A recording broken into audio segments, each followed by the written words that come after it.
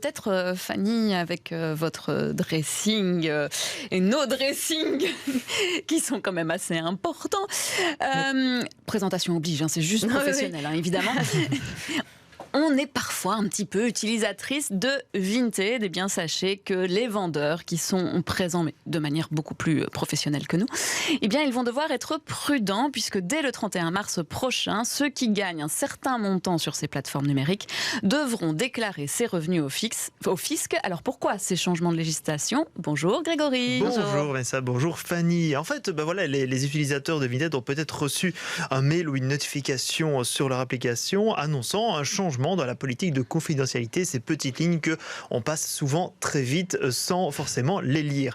Et pourtant, le point 2.8.3 est important puisqu'il évoque une mise en conformité à la législation fiscale, notamment aux exigences en matière de déclaration. Alors en fait, ça concerne la directive européenne dite DAC7 que la Belgique va mettre en application en fait le 31 mars prochain. Alors Vinted donc qui propose à toute personne de revendre des biens pour de l'argent sans autre intermédiaire, elle est concernée par cette directive qui impose aux opérateurs comme Vinted de partager les informations des revenus générés sur ces plateformes avec l'administration fiscale du pays résident du vendeur.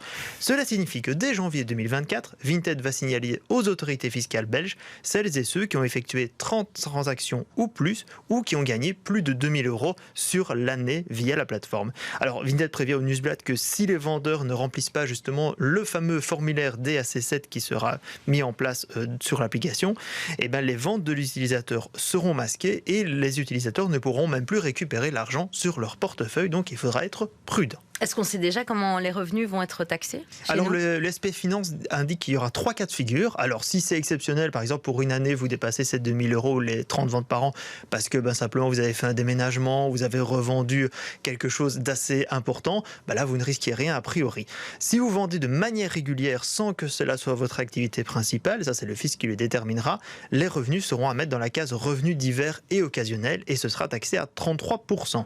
Alors si par contre vos ventes sur Vinted représentent un travail à part entière vu le nombre de ventes réalisées, alors là le fisc estime qu'il s'agit d'une activité professionnelle, elle sera taxée comme telle et cela peut alors grimper jusqu'à 50%.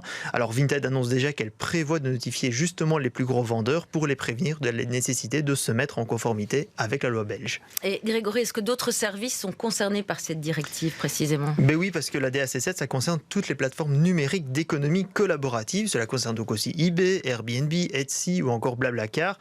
Vinted est surtout visé parce qu'il y a eu une forte progression ces dernières années. On a quand même 2,5 millions de membres actifs en Belgique en 2023. Par contre, ce ne sera pas forcément le cas de Facebook Marketplace, car certaines transactions sur cette plateforme se font de main à main. Mais voilà, si vous avez un doute, toute vigilance est évidemment à mettre en place et il faut regarder sur le site du SPF Finance si vous avez le moindre doute par rapport à cette législation. Merci beaucoup Grégory Yenko. Et puis bon, ça va, on ne dépasse pas encore les 2000 €.